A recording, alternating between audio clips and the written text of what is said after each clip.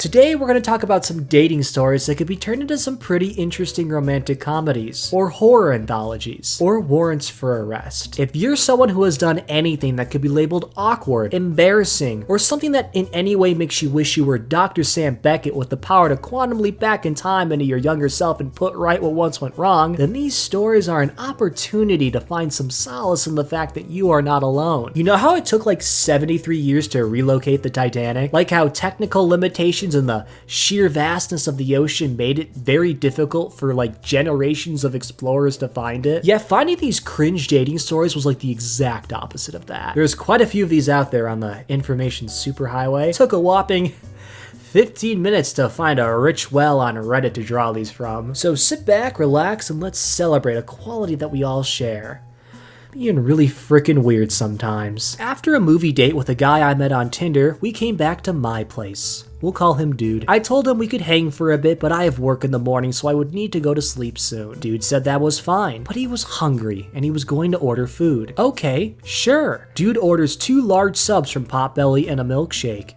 Downs it. No judgment. He's 6'4", 210 pounds, younger, still growing by all means. I didn't think anything of it until later. What types of guys are you usually dating if you think someone who's 6'4" is still growing? That's like the 99th percentile. If you're actively growing past 6'4", that's something I think you should get checked out, because it's totally worth bragging about. We end up messing around a bit and fall asleep in bed. I wake up to my front door opening and closing several times over a 5-minute period. My dogs are going nuts, and it's 1 a.m.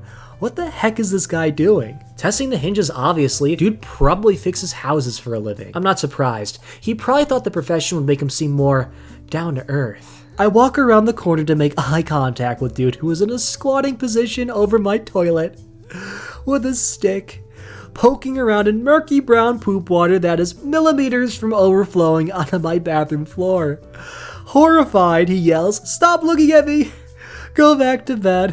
I have it under control." Yeah, what are you doing interrupting him? Clearly he's working on a little midnight plumbing project, and now you're making him self-conscious. You're disrupting his flow states. He was probably gonna surprise you with something. Probably a whole new plumbing upgrade. Triple platinum level pipes or something like that. I don't know. I don't speak plumber.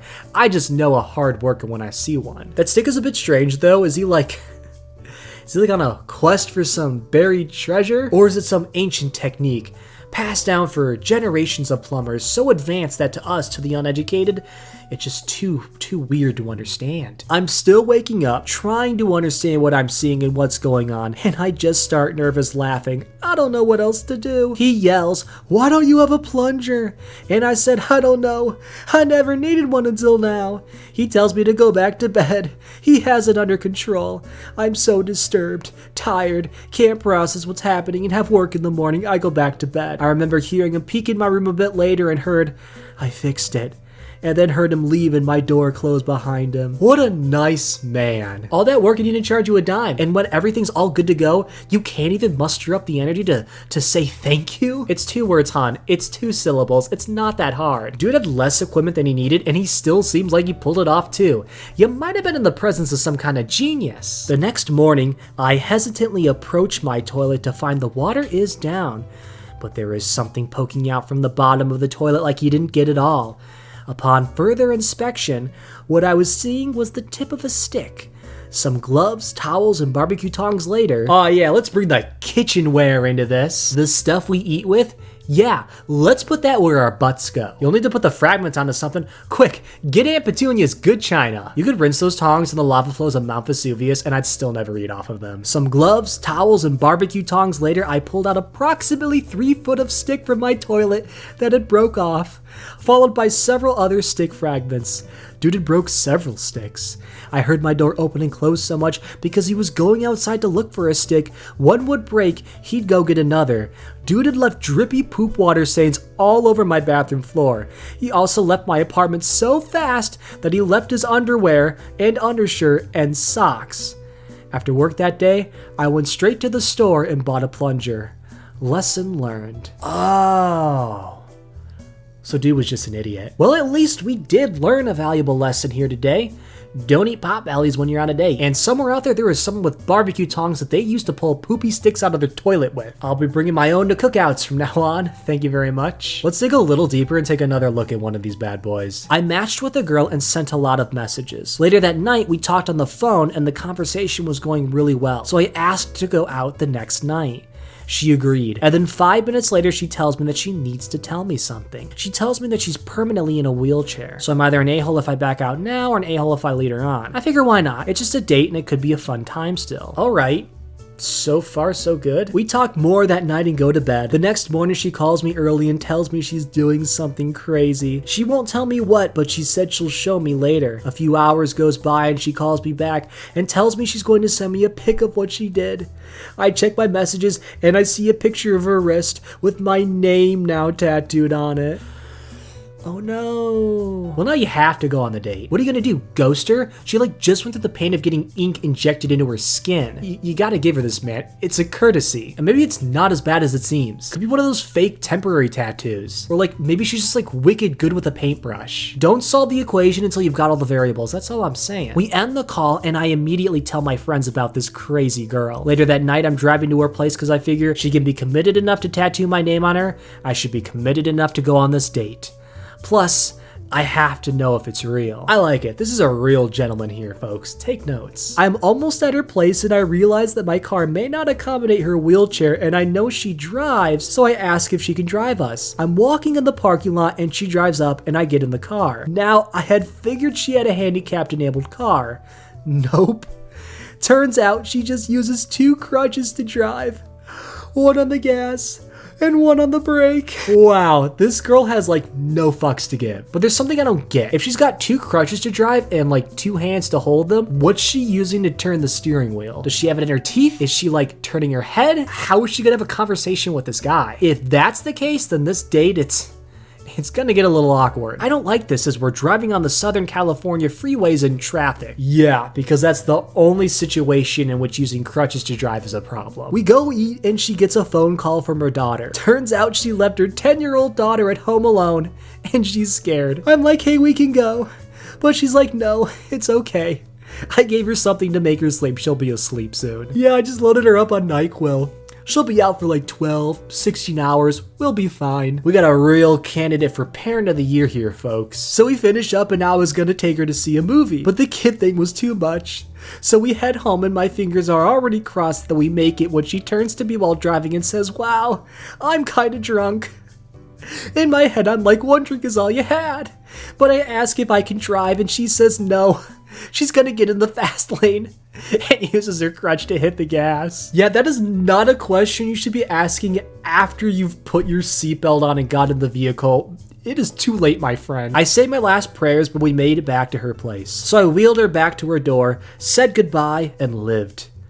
Tattoo was real though. What a great guy. He even wheeled her back to the door. That's a class act. I bet she still has the tattoo to this day because of it. Let's do another one now. Matched with this cute girl a few years back. Went out for drinks. It was going well. Decided to head out to the beach with a 6-pack to stargaze and make out.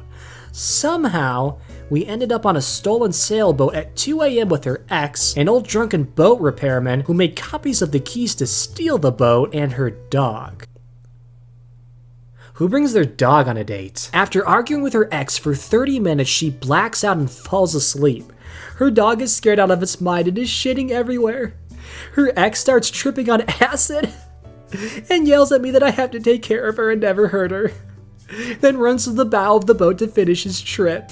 I like how he has to go away to finish his acid. He excuses himself to go do it as if it's an important event he has to be fully present for. But how is no one taking notice of this chaos? Isn't there some kind of night watch staying up late to make sure something like this doesn't happen? The old drunken boat thief is just chilling and chugging vodka like it was water. I said fuck it. Cleaned up after the dog and brought the poor pup inside the cabin with me, then passed out. Next morning, I woke up to the girl and her ex screaming at each other about some car crash and whose fault it was. The old boat thief was gone, and I had no clue where I parked. I left without them noticing, got some coffee and breakfast, and wandered around the harbor until I found my car. Never talked with her again. but I didn't delete Tinder. And when I described the old boat thief on the way out, the guy at the gate said he sounded an awful lot like Old Man Willie, a notorious trickster who's been dead for nearly 10 years. He died in an accident. A car crash. Seriously though, where'd he go? The guy seemed to have slipped out and away pretty easily. Has he done stuff like this before? What a fun way to spend your Twilight years. Also, props to you for not deleting Tinder after that experience. It makes for a great twist at the end, revealing yourself to be as crazy as the people you were up all night breaking the law with. I went to a house party at New Year's with a cute girl I just met, and right after the ball dropped, we started making out pretty hard. After about 15 minutes, I started to feel fairly sour, so we decided to head back to her place. Turns out I'd come down with a full-blown stomach flu, which ended up being intensified by the heavy drinking from the earlier festivities. I had to try to convince this girl I didn't know that this wasn't from the booze and that something bad was happening to me. I was so sick the next day that I couldn't leave her place, as venturing farther than 20 feet from a toilet was not going to happen. My fever was so high that I was hallucinating and got lost on my way to the toilet in a straight hallway. And proceeded to faint in her arms when she found me confused, staring at a wall. God damn, man. Are you even sure that all of this is really going on? That you're not like stumbling around in some alleyway outside of a 7-Eleven? You say you fainted into her arms. Are you sure it's not the warm, welcoming embrace of a pile of week-old trash? I shit and puked in her house for a full 24 hours before I could muster up the energy and courage to take the 15-minute voyage home to my sanctuary of safety and acceptance. Sanctuary of safety and acceptance. What a beautiful way to describe home. This guy's got literary chops. That's like some Ernest Hemingway shit. Damn. I like how it's kind of juxtaposed with the first part of the sentence. That means putting two things close together with a contrasting effect, by the way. I shit and puked is so blunt, so honest. It really conveys how low the author is, like, emotionally and mentally in this situation. Like, he really doesn't give a fuck about dressing up his prose because he's teetering on the edge of sanity. What comes after sanctuary of safety and acceptance is so much more eloquent and sophisticated. It helps me understand that he's like more put together at home. He's more comfortable. He's more himself because he's just relieved to be back. It's beautiful. God damn, give this man a Pulitzer Prize already. Oh, and she lived at her mom's house. So that's the story of how I first met my mother-in-law. She's a very understanding woman, because whoever said the worst, most embarrassing experiences in life can't lead to some of the best? So is the mysterious nature of the cringe. And that's my video for today. Thanks for sticking to the end. This has been Danny DeVito, and you're watching Disney Channel.